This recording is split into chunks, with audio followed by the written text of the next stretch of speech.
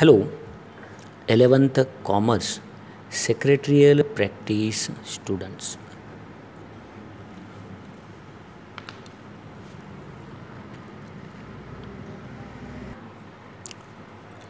Third chapter आपण formation of a company स्थापनेसंदर्भातील हा चॅप्टर आपण सुरू केला होता. या चॅप्टरमध्ये stages in the formation of a company स्थापनाचे स्टेजेस, यामध्ये फर्स्ट स्टेज आहेत प्रमोशन, प्रवर्तनाची. सेकंड नंबरची स्टेज आहे इनकॉर्पोरेशन ऑफ अ कंपनीच्या नोंदणीची स्टेज. त्यानंतर थर्ड नंबर आहे कमेन्समेंट ऑफ अ बिझनेस, व्यवसाय प्रारंभाची स्टेज. अशा एकूण 3 स्टेजेस या फॉर्मेशन ऑफ अ कंपनीमध्ये आहेत. कंपनी स्थापनेच्या 3 पद्धती आहेत. फर्स्ट प्रमोशन आपण पाहिली, प्रवर्तनाची. सेकंड इनकॉर्पोरेशन ऑफ अ कंपनीच्या नोंदणी संदर्भातील स्टेज आपण पाहिली. यानंतर आपण इनकॉर्पोरेशन सर्टिफिकेट ऑफ इनकॉर्पोरेशन म्हणजेच कंपनीचं नोंदणी प्रमाणपत्र हे लास्ट लेक्चरमध्ये पाहिलं आपण. त्या नोंदणी प्रमाणपत्रामध्ये काय काय कंटेन्ट्स आहेत, कशा प्रकारचं सर्टिफिकेट ऑफ इनकॉर्पोरेशन आहे हे पाहिलं आपण लास्ट लेक्चरमध्ये. त्यानंतर या चॅप्टरमधील आणि या फॉर्मेशन ऑफ कंपनीमधील लास्ट स्टेज आपण आज पाहणार आहोत, कमेन्समेंट ऑफ अ बिझनेस, व्यवसाय प्रारंभ करण्यासंदर्भात. रजिस्ट्रेशन झाल्यानंतर कशा प्रकारे कंपनी ही व्यवसायाचं स्टार्ट करू शकते, कमेन्समेंट ऑफ बिझनेस या संदर्भातील आपण वर्किंग आजच्या चॅप्टरमध्ये पाहूयात. यानंतर third stage commencement of business, व्यवसाय प्रारंभ. Public company and private companies not having a share capital can commence its business activity immediately after it has received the certificate of incorporation from the registrar of company. कॅपिटलशिवाय, भांडवलाशिवाय असलेली public company आणि private कंपनीला certificate of incorporation मिळाल्यानंतर लगेच व्यवसाय सुरू करू शकतात. However, public companies and private company having share capital म्हणजेच भाग भांडवल, share capital, and which are incorporated under 2 November 2018 has to obtain certificate of commencement of business from registrar of companies before it can commence its business activities or exercise borrowing powers. तथापि share capital, भाग भांडवल असणाऱ्या public company आणि private कंपनींना 2 November 2018 नंतर 2 November 2018 नंतर incorporation झालेल्या म्हणजेच नोंदणी झालेल्या पब्लिक आणि प्रायव्हेट कंपनीला नोंदणी अधिकाऱ्याकडून कमेन्समेंट ऑफ बिझनेस, व्यवसाय प्रारंभ दाखला मिळवावा लागतो. कोणत्या?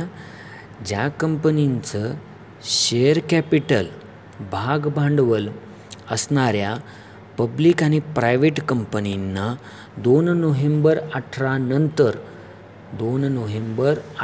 नंतर सर्टिफिकेट 2 नोव्हेंबर 2018 नंतर इनकॉर्पोरेशन नोंदणी झालेल्या पब्लिक आणि प्रायव्हेट कंपनीला कंपनी अधिकाऱ्यांकडनं कमेन्समेंट ऑफ बिझनेस, व्यवसाय प्रारंभाचा दाखला मिळवावा लागतो. आता steps to obtain certificate of commencement of business, व्यवसाय प्रारंभाचा जो दाखला आहे म्हणजे कमेन्समेंट ऑफ बिझनेस हा मिळविण्यासाठीचे काही स्टेप्स आहेत. Certificate of commencement of business, व्यवसाय प्रारंभ करण्यासाठी पब्लिक कंपनी आणि प्रायव्हेट कंपनींना जो व्यवसाय प्रारंभ करावा लागतो यासाठीचं certificate of commencement of business आहे. व्यवसाय प्रारंभाचा जो सर्टिफिकेट आहे तो मिळवण्यासाठी काही स्टेप्स देण्यात आलेले आहेत. या प्रायव्हेट आणि पब्लिक कंपनीला हे स्टेप्स अंतर्गतच ते certificate of commencement of business मिळतं. त्यांना व्यवसाय प्रारंभाचा दाखला या पुढील स्टेप्सची पूर्तता केल्यानंतरच त्यांना भेटतात. ते स्टेप्स कोणते कोणते आहेत हे आपण पाहूयात. फर्स्ट नंबर आहे filling of declaration by directors. कंपनीचे डायरेक्टर्स कोण आहेत? या कंपनीच्या डायरेक्टर्सचे काय पाहिजे? डिक्लेरेशन पाहिजे, घोषणापत्र दाखल करावं लागतं तरच त्यांना सर्टिफिकेट मिळतं. Filing of declaration of by directors, डायरेक्टर्सचं घोषणापत्र दाखल करणे. त्यामध्ये काय आहे इन्फॉर्मेशन पाहूयात. A director of the company has to file with ROC a declaration in the prescribed form along with fees. Company संदर्भातील कंपनीचे जे डायरेक्टर्स आहेत ते एक फॉर्ममध्ये, एका प्रिस्क्राइब्ड फॉर्ममध्ये म्हणजे एका विहित नमुन्यामध्ये अर्ज करावा लागतो आणि त्यासाठी लागणारी जी फीस आहे, शुल्क आहे, त्यासाठी कंपनी नोंदणी अधिकाऱ्याकडे घोषणापत्र सादर करावे लागते. त्यानंतर The declaration states that every subscriber of the memorandum has paid the value of the shares agreed to be taken by them. The contents of the declaration shall be verified by a company secretary in practice or chartered accountant or cost account in practice. त्यानंतर मेमोरंडमवरती म्हणजेच घटनापत्रकावरती सह्या करणाऱ्या सभासदांनी त्यांनी मान्य केलेल्या shares जे खरेदी करण्याचे जे घोषणापत्र म्हणजेच त्याचे डिक्लेरेशन दिलेलं आहे त्या घटनापत्रकावरती म्हणजे मेमोरंडमवरती ज्यांनी सिग्नेचर केलेलं आहे त्या शेअर होल्डर धारकांनी त्यांचं जे डिक्लेरेशन आहे ते डिक्लेरेशन सादर करावे लागते.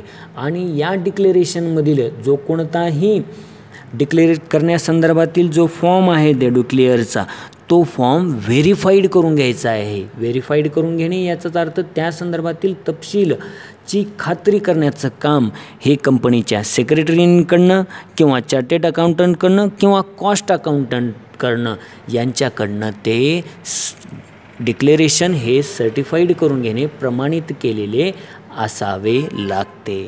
त्यानंतर the declaration should be filed within 180 days from the date of incorporation of a company. हे केव्हाही डिक्लेरेशन करू शकतो का? नाही. तर यासाठी काय आहे, कंपनीचं नोंदणी दिनांकापासून म्हणजेच incorporation the date of incorporation of company, कंपनीच्या नोंदणी दिनांकापासून 180 days 180 दिवसाच्या आत हे डिक्लेरेशन सादर करावे लागते. अशा संदर्भातील फर्स्ट स्टेज देण्यात आलेली आहे. त्यानंतर सेकंड नंबर आहे file verification of registered office. Register office करून ती फाईल व्हेरीफाईड करून घेणे, व्हेरिफिकेशन करून घेणे त्या फाईलचं. त्यामध्ये company has to also file a verification of its registered office with the ROC. Company नोंदणी अधिकाऱ्याकडे कंपनीच्या नोंदणीकृत कार्यालयाचे काय करणे, व्हेरिफिकेशन करून घेणे आवश्यक आहे. त्यानंतर थर्ड नंबर आहे obtain licence or approval for sectoral regulation. त्या संदर्भातील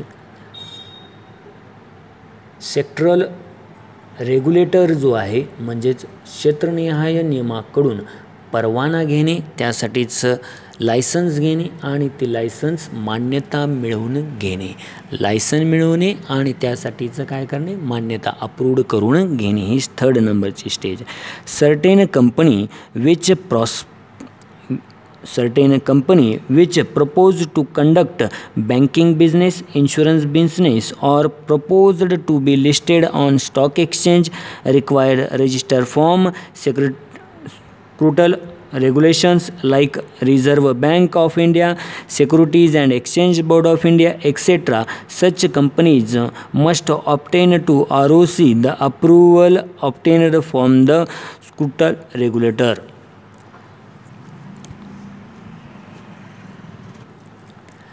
यामधील थर्ड नंबर आपण पाहतोय ऑब्टेन लायसन और approval from sectoral regulator.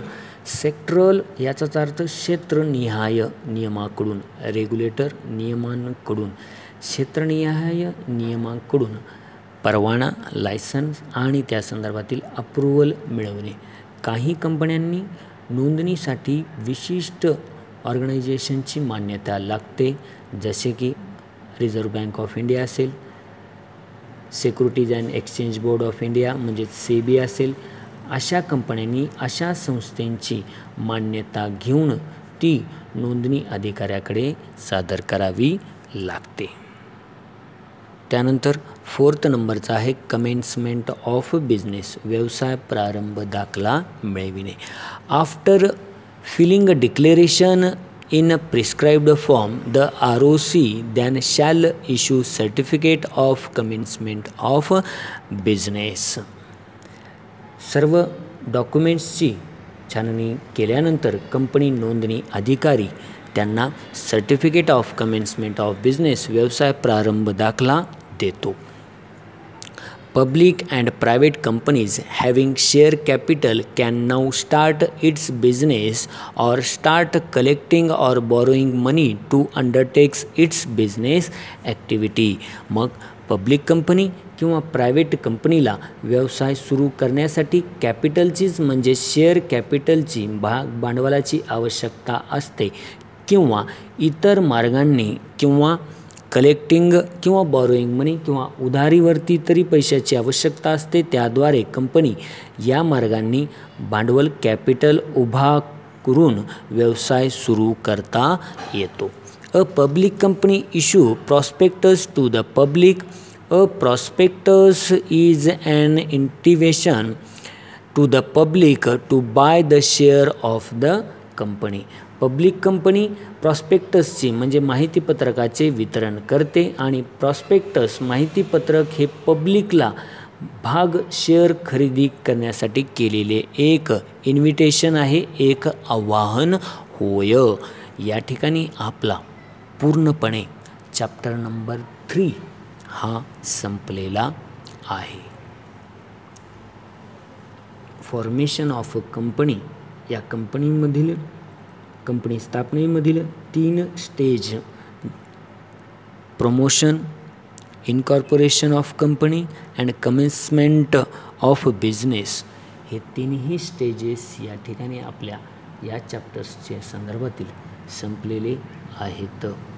Thank you students. आपण हा चॅप्टर एकूण सेक्रेटरियल प्रॅक्टिस संदर्भातील 3 चॅप्टर आपले संपलेले आहेत.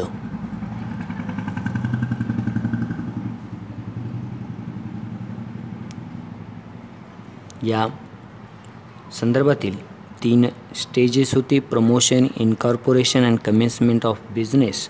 कंपनी स्थापन संदर्भातील हे तिन्ही स्टेजेस आपले पूर्णपणे संपलेले आहेत या ठिकाणी. तर यावरतीचं नोट्स अदरवाईज आपण तुम्हाला ग्रुपवरती सेंड करणारच आहोत. नेक्स्ट